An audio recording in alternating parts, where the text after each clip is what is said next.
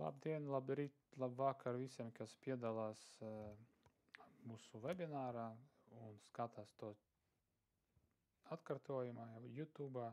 Jā, šodien mēs runāsim par jauniem bezpilota gaisa kuģu noteikumiem, kas stāsies spēkā no 24. gada, tātad pavisam drīz pēc kādām 2 nedēļām, jā, būs jauni noteikumi. Skatāmies, kādas ir webināra tēmas, tātad šodien runāsim par veciem noteikumiem, par jauniem noteikumiem, par C-klases droniem un par Remote ID. Iepazīšanās, mani sauc Aleksandrs, esmu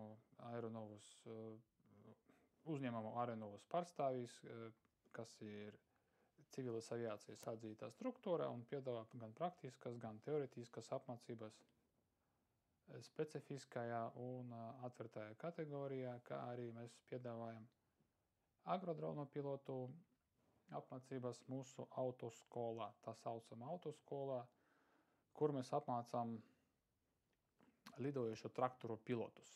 Un to pašu mēs pavisam drīz piedāvāsim arī Spānijā, sadarbībā ar Barcelonas drona centru. Tātad mēs apmācīsim arī Eiropas pilotus. Ja? Tātad, un arī mēs piedāvāsim FPV apmācības, atvērsim savu FPV skolu. Ja? Tāds ir plāns. Šeit pat Latvijā viena no mūsu kompānijām arī piedāvā DJI Agriculture dronus, piedāvā iegādāties un arī piedāvā dažādus lauksaimniecības pakalpojumus. Tāpat ir termodrons, ja, kas piedāvā industriālas un celtniecības objektu inspekcijas. Jā, tātad diezgan daudz dažādu projektu un pavisam drīz mums būs vajadzīgs palīgspēks. Tātad, ja tevi interesē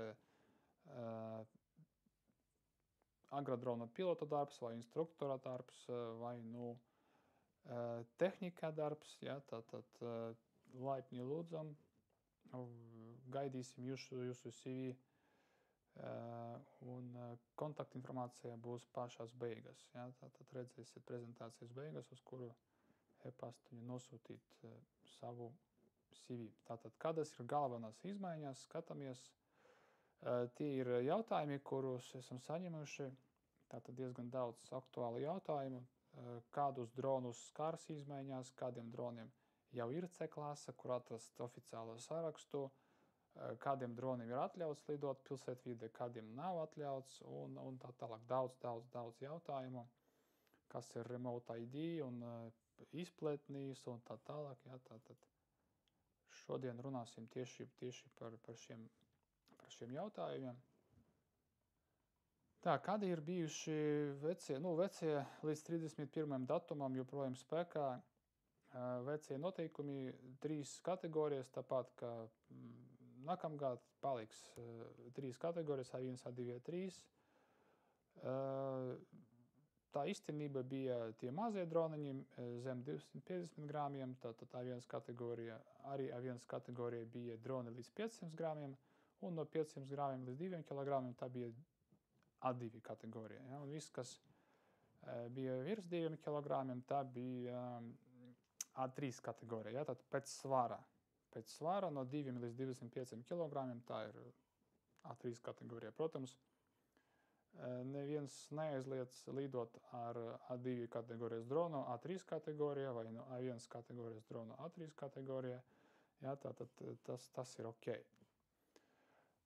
Tātad A2 kategorijas droni parasti bija Maviki, Phantomi, Air klases droni, DJI Air klases droni. Ja, tātad, gandrīz visiem ir tādi droni. Un, kā jūs atceraties, bija aizliegts lidot tuvāk par 50 metriem no cilvēkiem, no neiesaistītām personām. Tātad bija galvenais ierobežojums, ka nebija atļauts lidot pārāk tuvu, tad tuvāk par 50 metriem. Un maziem droniem, tātad A1 kategorija, Mini 2, Mini 3, Mini 4, ierobežojumam gandrīz kā nebija. Atļauts lidot virs cilvēkiem, atļauts lidot cilvēku tuvumā, bet nedrīkst lidot virs pulcēšanas vietām. Tas bija vienīgais aizliegums. Jā, tātad, tie ir vecie notikumi. Jā, tātad A2 kategorijā skatāmies līdz 50 metriem, ne tuvāk A3 kategorijā. Aiz pilsētvides, jā, tātad ne tuvāk par 150 metriem no visādiem objektiem un tā tālāk. Un šeit uz attēliem redzam, ka šeit ir, protams, ka pazīstams objekts, ja, un kamēr nav cilvēku, ir atļauts lidot ar A2 klases dronu. Ja, šeit ir atļauts. Ar A3 dronu nav atļauts, tāpēc, ka tas ir tikai ārpus. Tie ir smagi droni, kuriem bija atļauts lidot tikai ārpus pilsētvides. A1 drons arī dara. Tad mazliet vēlāk, kad cilvēki jau ir uz ielām, vairāk un vairāk cilvēku, tad sanāk, ka A1 klases dronam nav problēma lidot, A2 klases dronam jau ir problēma, jo diezgan grūti noturēt tādu distanci līdz cilvēkiem, tātad 50 metri. Kaut kā cilvēki lidoja, kaut kā filmēja, bet skatāmies, kas notiks nākamgad pēc jauniem notikumiem, kur ir, dažiem būs problēma, jā. Dažiem dronu eksploatantiem būs problēmiņa. Tā, un tad skatāmies, tie ir vecie notikumi, un šeit rakstīts 23. gads, protams, tagad tas ir 24. gads, pēc tika pārcelts, jā, šis te termiņš. Tā, Džeki, visiem pilotiem, kuriem ir Fantomi, Maviki, Air klases droni, tātad visi droni, kuri ir virs 250 gramiem un līdz 2 kilogramiem un bez C klases, jums ir atļauts lidot tikai šeit A3 apakškategorijā, tātad ārpus pilsētvides. Jā, atvainojos, bet pilsētvide vairs nav atļauts lidot jūsu droniem. Un kam ir atļauts lidot, C klases droniem ir atļauts lidot pilsētvide, tātad visi droni, kuriem ir C klases markējums, mēs skatāmies, šeit ir jaunas kategorijas pēc svara, tātad 250 grami, tāpat kā iepriekš, 900 grami, tagad jauna svara kategorija, A2 ir 4 kg, arī jauna svara kategorija. Nedaudz vēlāk skatīsimies, tātad, kādi ir vispār C klases droni, kur tādus atrast.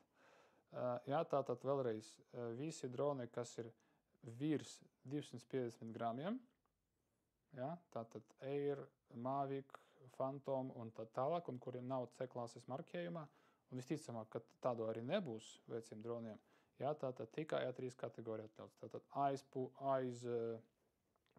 aiz pilsētām, kaut kur laukos, pļavos, tur ir atļauts, bet pilsētvidē vai ar C klases dronu, vai ar tiem maziem Mini 2, Mini 3, Mini 4, vai līdzīgiem droniem zem 250 gramiem. Ja, tātad, kādiem droniem ir C klase? Tā, kādiem droniem ir C klase? Tad skatāmies, kādiem droniem. Tātad uz doto brīdi, visi uz doto brīdi, bet oktobrī tika publicēts saraksts. Šo sarakstiņu jūs atradīsiet mūsu mājaslapā Aeronovas.lv, un citviet arī iespējams atrast, bet tur baigi ilgi jāmeklē. Tā, C0, tātad 3 droni ar C0 klasi, un tie ir Mini 2, Mini 3 un Mini 4. Tātad 3 tādi droniņi ar C0. Principā gan ar veciem droniem, kas bija zem 250 gramiem, tagad varēsiet turpināt, kā es jau pateicu, viņam nav vajadzīga tā C klase. Tātad šeit īsti nekas nemainās. Tālāk skatāmies C1, ja, tātad C1 klase Air 3 un Mavic 3. Ja, tātad tie ir 2 droni, kuriem ir atļauts lidot pilsētvidē. Ja, C1. Tā, C2 diez vai kādam no jums būs C2 klases droni, jo tie ir profesionāli, industriāli droni, bet, ja būs, tad lūdzu, jums ir, šajā gadījumā C2 klases droniem pilotiem būs nepieciešama apmācības, tātad A2 kategorijas apmācības un eksāmens. Jā, tātad C2 klasē atrodas Mavic 3. Enterprise, Mavic 3. Thermal un Mavic 3. Multispectralis, jo visi tie droni ir virs 900 gramiem. Ja, tātad tie ir smagāki par parastu Mavicu un viņi nonāk C2 kategorijā. Tiem, kam ir C1 klases droni, pārsvarā jums visiem būs vai nu Air, vai nu Mavics, 3. parastais, vai nu Mini. Ja, nav jāuztraucās, tā ir C1 kategorijā. Tā ir C1 klase, un šajā gadījumā jums ir atļauts lidot pilsētvidē, un jums pietiks ar A1, A3 kategorijas certifikātiem. Ja? Tātad vēlreiz, pilsētvidē ir atļauti C0, C1, C2 klases droni, vai droni zem 250 gramiem, bez C klases. Tā, šeit par remote ID mēs vēl runāsim. Neizskatās, viņam nav vajadzīga remote ID, ja, tad šeit būs labojums, korekcija. Tāda pati tabula, kā iepriekš, skatāmies A1, A2, A3 kategorijas, tātad šeit jau nevis 500 grami, šeit jau ir 900 grami, šeit 2 kg vieta ir 4 kg, un šeit viss paliek kā bijis. Tātad A1 kategorija ir C0 un C1.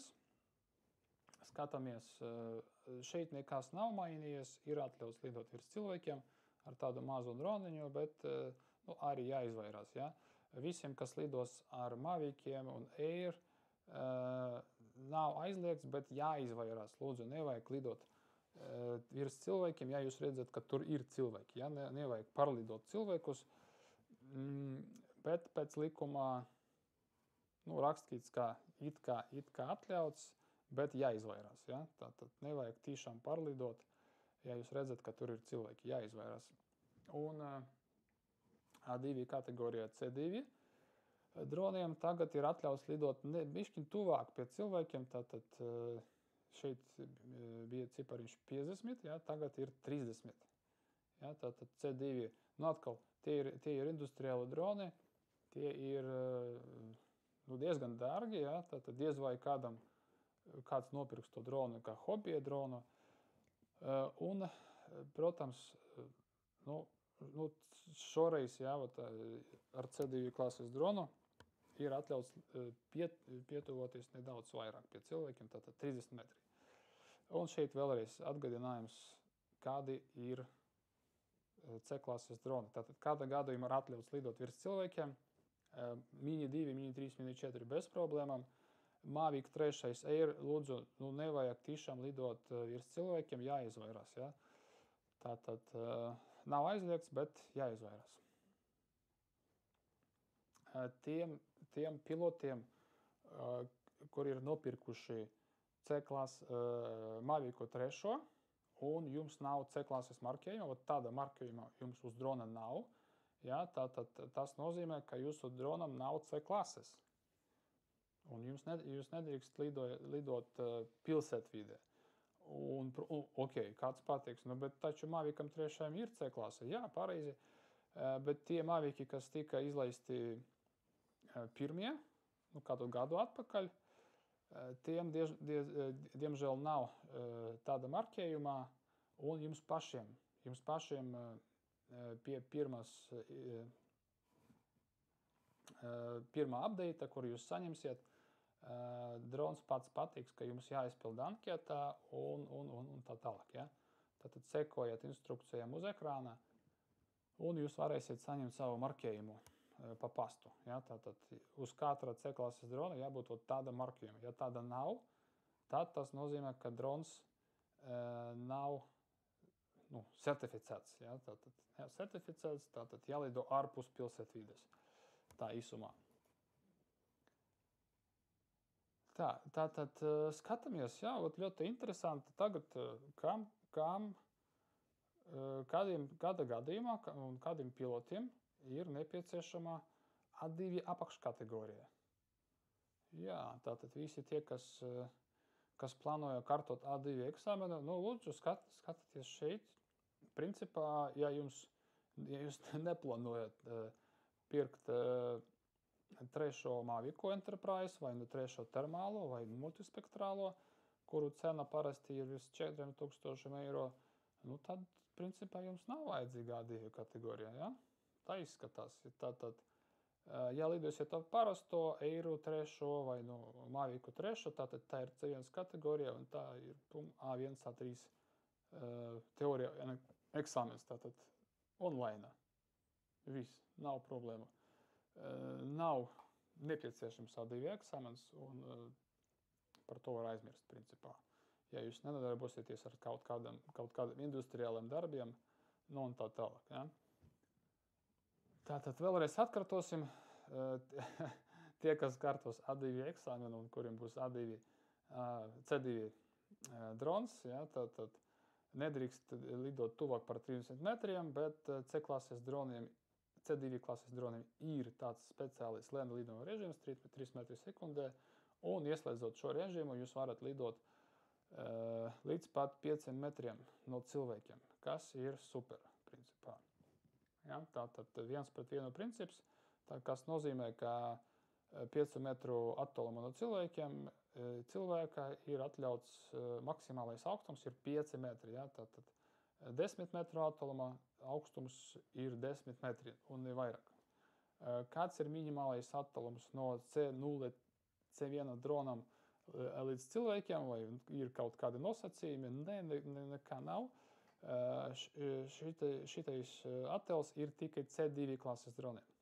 Ja, tikai C2. Un C0, C1 droniem nav minimāla attāluma līdz cilvēkiem, kā jūs atceraties.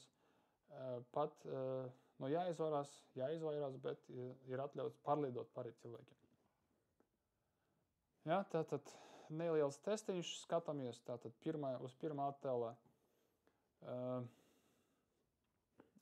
Kā jūs paši sapratat, ja, tātad tādos apstākļos, kad vispār nav cilvēku apkārt, ir atļauts lidot gan ar C2, gan ar C1, gan ar C0 klases droniem. Kad jūs redzat, ka cilvēki jau ir uz ielam, vairāk cilvēku, tātad C0 klasē un C1 vispār var pārlidot, bet jāizvairās, C2 klases dronam būs problēmā, ka minimāla distance 30 metri, un ja tiek ieslēgts šis te lēna lidojuma režīms, tad līdz 5 metriem. Tad teoretiski varētu kaut ko nofilmēt, nobildēt. Un tagad šeit trešā attēlā, šeit ir cilvēku pulcēšanas vieta, šeit nevienam dronam nav atļauts lidot. Ja? Tātad ne mazam, ne vidējam, ne lielam, ne superlielam. Ja? Cilvēka pulcēšanas vietā aizliegums. Ja? Tātad aizliegts lidot. Šeit ir C3 klases drons līdz 25 kilogramiem, tātad C3 klases drons lido tikai ārpus pilsētās. Ja? Tātad pilsētvidē tādu dronu nedrīkst būt. Un atgādinājums par geozonām lūdzu izmantot aplikāciju, ja? Tātad Airspace LV aplikācija viettālrunī. Tas ir labākais un drošākais avots, kur saņemt informāciju par ierobežojumiem gaisa telpā. Tātad, kāds ir workflow, kādu informāciju nepieciešams ievādīt, tad lūdzu šeit apakšā jūs redzat, ievādīsim drona svaru. Tātad, jums pārsvarā visiem būs 900 grami, Mavic 3 vai Air, un lidojuma augstums, visticamāk līdz 50 metriem. Ja? Tātad laiks un tā tālāk. Tātad šeit ir karte, tātad skatāmies, šeit ir Rīga, šeit ir Rīgas lidostā, un izskatās, ka vispār nekur nekādus turi nedrīkst lidot, un tad lūdzu ievādiet informāciju filtrā, un šeit parādīsies tāda tīrākā karte un ar tiem reāliem ierobežojumiem. Tātad šeit ir atļauts lidot, šeit ir atļauts lidot. Nu, bet jāņem vērā, ka informācija, kuru jūs ievadījat, ir tāda. Tātad līdz 50 metriem un līdz 900 gramiem. Ja jūs ievadīsiet 2 kg vai no 120 metrus, tad šeit būs izmaiņas. Ja? Tātad jāievada informācija, kas attiecās uz jūsu dronu un lidojuma augstumu. Ja? Tātad iespējams, ka nākamreiz kaut kas šeit mainīsies un vispār gaisa telpa ir dinamiska un lūdzu pārbaudīt katru reizi, pirms lidojuma sākuma, katru dienu, tad pārbaudiet, varbūt kaut kas ir mainījies. Ja? Tātad nedrīkst par to aizmirst. Vēl atgādināšu, ka visiem dronu lietotājiem, kuriem ir drons ar kameru, ja? Tātad ar kameru, jāreģistrējas par eksploatantu. Ja? Tātad dronu lietotājiem, gan fiziskam, gan juridiskam personām, kuru vārdu tiek veikti lidojumi, jāreģistrējas par eksploatantu un jāmarkē drons ar reģistrācijas procesa iegūtu numuru. Tātad, ja jums tikai gadījumā, ja jūsu drons ir zem 250 gramiem un tam nav kameras, tātad tā ir rotaļlieta, tad nav jāreģistrējas. Bet visiem pārējiem lūdzu reģistrēties, samaksāt 5 eiro, un šajā gadījumā jūs saņemsiet to eksploatanta numuriņu. Ja? Tātad tas nav tas pats, kā jūsu pilota numuriņš. Pilota numuriņš ir atsevišķi. Tāpat, kā jūsu autovadītāja apliecības numurs, jūs to nedemonstrēsiet ja, uz savas valsts numurzīmes vietā, uz auto, ja, tātad to numuriņu jūs paturēsiet. Un tāpat ar tālvadības pilotu numuriņu jūs nevienam to neradīsiet. Tātad tas ir jūsu numuriņš. Apdrošināšana, CA mājaslapā jūs paši redzēsiet. Principā, ja lidosiet ar Mini 2, Mini 3, Mini 4, nav obligāta. Tātad nav jāmaksā. Pārējiem droniem A1, A2 apakškategorijā, viņi piedāvā tādu minimālo atbildības līmeni, tad 500 000. Un specifiskajā kategorijā, tātad visiem tiem, kas lido, piemēram, ar agrodroniem, tam lieliem droniem, tātad atbildības limits, gandrīz miljonus. Ja? Tātad diezgan augsts limits. Neaizmirsiet, lūdzu, ka ir tāda kompānija, kā Coverdrone, un pēc mūsu pieredzes šeit jūs atradīsiet letākas. Nevis sliktākas. Tā ir ļoti laba kompānija, bet tiem ir diezgan tāds letas polises. Ja? Tad pārbaudiet paši, salīdziniet. Tā, par Remote ID, ko mēs zinām par Remote ID. Tātad, kā es jau pateicu, ja, ka jums jābūt drona eksploatanta numuram. Tātad ar šo numuru jāmarkē bezpilota gaisa kugis. Tātad tāds numuriņš LVA, burtaņi un cipariņi. Tālvadības pilotu numuriņš ir atsevišķs. Ja? Tātad LVA, RP, Remote Pilot un cipariņu numuriņi. Tātad šis numurs piešķirts tālvadības pilotam un tas arī paliek ar pilotu. Nevienam nevajag to radīt un stāstīt, kāds ir jūsu pilotu numuriņš. Un pa vidu skatāmies šeit Remote ID, tātad tas ir attālinātais identifikācijas numurs, un šis te numurs ieaugšu pielādē attālinātās identifikācijas sistēma, ja tāda ir, pārsvarā C klases droniem tāda ir, un jūs ievadīsiet savu eksploatantu numuriņu plus vēl 3 burtiņi.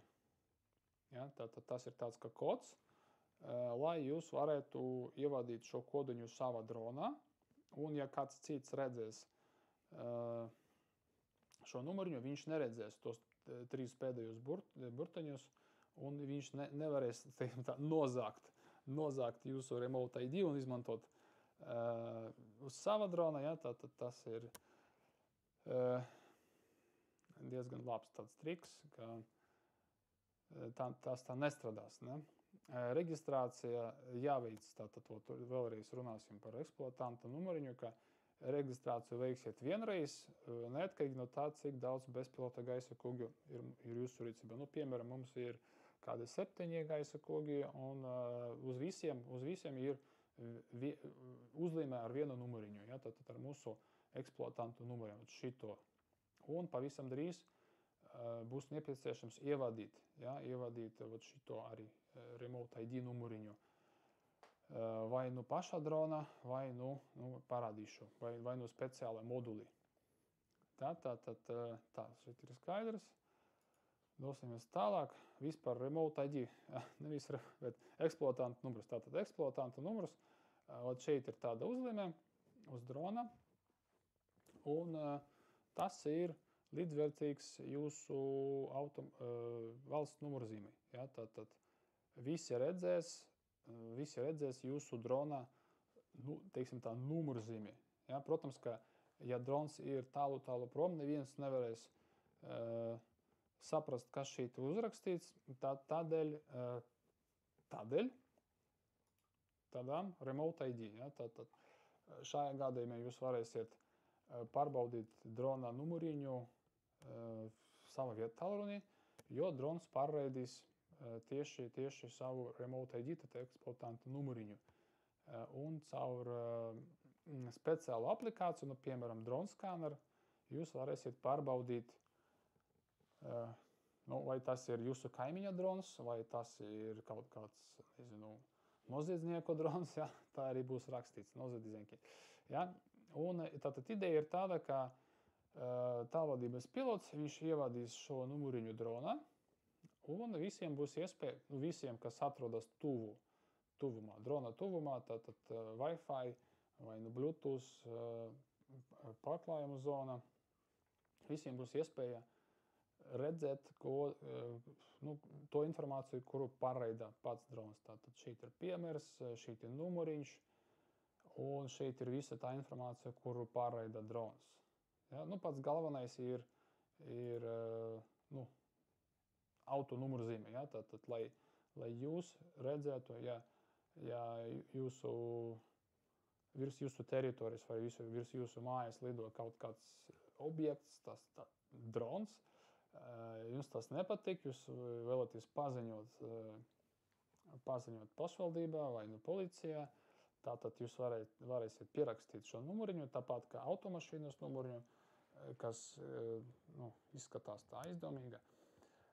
Tātad šeit tas pats būs ar dronu, jūs varēsiet pierakstīt numuriņu un paziņot tuvākajai iecirknī, ka tāds drons tika novērots. Tā, galvenie jautājumi, kādas aplikācijas ir iespējams izmantot? Pagaidām izskatās, ka Eiropā ir tikai viena tāda diezgan izplatīta aplikācija, tātad drone scanner. Jūs varēsiet to liepladēt no Apple Store vai no Android Store. Ja, tātad, uz kādiem viettālruņiem strādā? Kā es sapratu, ka uz Androidiem viss labi strādā, bet uz iPhone'iem tur kaut kāda problēma, ka nav piekļuves pie Wi-Fi moduļa. Ja? Tātad Wi-Fi neļauj šai aplikācijai izmantot savu moduli, un tad tā īsti nestrādā uz Apple vietā. Var paši notestēt. Tiem, kam ir Mavic 3 vai Air C-klases drons, pārbaudiet, vai vispār strādā Apple tālrunis, viettālrunis tādā režīmā. Ja? Tātad skatāties. Kādu informāciju pārraida? Pārraida pozīciju, drona numuriņu, pilota atrašanās vietu, un tur vēl dažas lietas. Tak, ja Remote ID nav iebūvēts drona, ok, labi, tad ir tāds modulis. Ja? Skatāmies, nav tik liels, ļoti viegls, tur 6 vai 10 grāmi, un tad, principā, ļoti viegli piestiprināt pie drona. Ja? Tātad, piemēram, ja tas ir agrodrons, tas svārs ir tuvu 100 kilogramiem. specifiskajā kategorijā ir obligāti jābūt remote ID, tātad mēs piestiprināsim pie katra drona tādu moduli un tādā veidā varēsim izpildīt šo noteikumu. Tātad mūsu dronos nav iebūvēts remote ID, tātad mums ir vajadzīgs tāds papildu modulis. Droniem zem 250 gramiem, vismaz pagaidām, nav obligāts tāds modulis vai vispār nav obligāts pārraidīt remote ID numuriņu. Kāpēc tā, nezinu, nejautājiet. Ja? Protams, ka tādu dronu ir daudz, ļoti, ļoti daudz, un, nezinu, pagaidām likumdošana rakstīts, ka nav obligāta. Tātad C1 klasēm obligāta, C2 klasēm obligāta, C3 klasē obligāti jābūt remote ID, bet C0 iespējams, ka ir. Mini 3, Mini 4, viņam visam ir tie remote ID iebūvēti, bet pārraidīt nav obligāti. Tā sanāk. Vēlreiz atgādināšu par redzamību, ka lidojumi ir atļauti tikai vilos, tad tie tikai tiešā redzamībā. FPV, ja jūs lidosiet FPV, lūdzu jāpiesaista novērotājs. Tad tas ir pēc noteikumiem. Ja jūs lidosiet tādas brilles, jūs neredzat, kas notiek apkārt, un pat jūsu drošībai labāk, lai būtu jūsu draugs vai kāds cits pilots, lai viņš redz, kas notiek jums apkārt, un redz, kas notiek apkārt dronam. Naktslidojumi, tātad jaunais noteikums, ka droniem jābūt zipšņugunim uz, virsū jābūt zaļiem zipšņugunim, tātad tāds bakugunis. Un, protams, ka dronā ir iebūvēti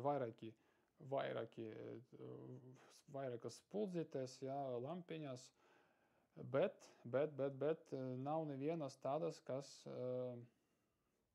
varētu aizvietot tādu papildu moduli, jo šis te ir zaļš zipšņuguns. Tātad parasti tas lampiņas, kuras ir iebūvētas dronā, viņas nemirgo, tātad tas nav zipšņuguns. Un tie nevar izpildīt to funkciju, kas tiek pieprasīta pēc noteikumiem. Izplatnis, neviena vietā atvērtās kategorijas noteikumos jūs neredzēsiet, ka jums ir nepieciešams tāds izplatnis, tātad nav obligāts, nav noteikts, ka tādam jābūt vispār atvērtajā kategorijā. Specifiskajā kategorijā, tur ir savi noteikumi. Tā vēl par ierobežojumu, tātad visur jābūt, jālido zem 120 metriem, protams. Ir arī vietēji ierobežojumi, lidlauku tuvumā un tā tālāk, tātad jāskatās tā dronu kartē. Nav atļauts pārvadāt bīstamas kravas, diez vai jūs to darīsiet. Nomest kravu arī diez vai veikt smidzināšanu. Tas ir par agrodroniem, tātad visiem agrodroniem. Visiem agrodronu pilotiem ir specifiskas kategorijas certifikāti un tur ir speciālas atļaujas. Tātad nav atļauts lidot vienlaicīgi ar vairākiem droniem, skaidrs. Un, protams, ka drona lidojumi nedrīkst ierobežot vai kavēt darbības, kas saistītas ar reaģēšanu vai avārijas seku likvidēšanas darbiem. Tātad lūdzu jāklausās, tātad ja jūs lidojat kaut kur, visticamāk ārpus pilsētās, tuvu mēžam vai kaut kur citur, un jūs dzirdat, ka helikopteri lido kaut kur tuvumā, tad lūdzu pabeigt lidojumu pēc iespējas ātrāk. Tātad iespējams, ka tur ir kaut kāda avārija tuvumā. Tātad attālums līdz cilvēkiem. Jāievēro noteiktās attālums no lidojuma nesaistītām personām. Tātad atkal A1 kategorija jāizvairās, bet ir atļauts pārlidot cilvēkiem. A2 kategorija jauniem C-klases droniem ir atļauts lidot 30 metru attālumā vai 5 metru attālumā, ja ir ieslēgts lēna lidojuma režīms 3 metri sekunde. Tātad nav atļauts lidot virs cilvēku pulcēšanas vietām, tātad nevienam dronam nav atļauts. Un kas ir cilvēku pulcēšanas vieta? Tātad Tā ir vietā, kur cilvēku brīvums ir tik liels, ka tiek apdrūtināta brīva izvairīšanās no bezpilota gaisa kuģa. Tātad, ja viņš krīt, ja viņš nokrīt jums uz galvas, jūs redzat, ka viņš krīt jums uz galvas, jūs nevarat izvairīties no sadrusmes, ja, jo visur ir cilvēki. Ja, tātad izstieptās rokas attālumā, visur ir cilvēki, tātad tā ir pulcēšanās vietā. Vismaz tā varētu teikt. Un vēl papildus visādi ierobežojumi. Tātad tie, kas uztraucās par savu privātumu, lūdzu, jūs varat pateikt, ka jums ir oficiāli atļauts pārlidot pārī trešajam personam piederošo īpašumu, bet nedrīkst to darīt zemāk par 30 metriem. Ja, un ne tuvāk par 10 metriem no šķēršļa. Ja, jums ir atļauts pārlidot, bet ne zemāk. Tātad privātmāja vai zeme 30 metru augstumā vismaz. Jā, tātad skaidrs. Pārlidot autoceļus tagad ir atļauts. Jā, tātad atļauts pārlidot autoceļus, tiltus un tā tālāk, bet ne zemāk par 30 metriem un pa īsāko un drošāko trajektoriju. Ja, tātad tagad tas ir atļauts. Un runājot par elektrisko tīklu gaisvadu līnijām, tāpat kā parasti 50 metru attālums horizontāla plakne, un tas ir īstenībā labāk tik tuvu pat nelidot, ja, jo tas ir pārāk bīstams pasākums. Tur ir tādi elektromagnetiskie lauki, ka pazaudēsiet dronu, diemžēl. Tā, kas ir atbildīgs par riskiem lidojuma laika? Ja? Tātad tas esat jūs, ja jūs esat pilots, tas nav klients, kurš ir pasūtījis jūsu pakalpojumus. Lūdzu, nofilmē šeit, nofilmē tur, tuvāk cilvēkiem, tuvāk mājai, tuvāk mašīnai, tuvāk tur lidostā. Ja? Tātad, ja viņš pieprasīs no jums tādu pakalpojumu, jebkurā gadījumā tā ir jūsu atbildība, nevis viņa atbildība, tas ir jūsu drons un jūs esat pilots. Ja? Tātad, tā ir jūsu atbildība. Jūs nevarēsiet pateikt policistiem, ka tas džeks man pateica lidot tuvāk pie cilvēkiem vai pārlidot pulcēšanas vietu un tā tālāk. Ja? Tātad, jebkurā gadījumā tā ir jūsu atbildība. Vai jūs kāds nokers? Protams, ka nestāv policists aiz katra stūra, tāpat kā uz ceļa. Uz ceļiem jūs varat pārsniegt ātruma režīmu un neviens jūs nenokers. Tāpat tā ar droniem, bet tā ir kultūra, ja? Teiksim tā. Tā ir drošības kultūra. Kāds ir sots paredzēts?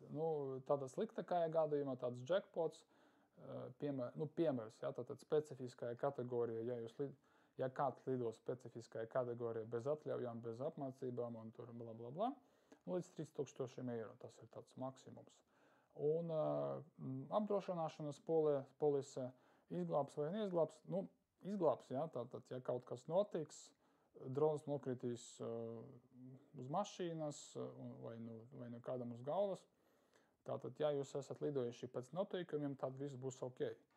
Bet, ja jūs esat pārkāpuši kaut ko, tad visticamāk, ka apdrošināšanas kompānija tā arī patiks. Tā ir tava vaina un mēs tev nepalīdzēsim. Tātad, kur atrast visu informāciju, jūs paši jau esat redzējuši.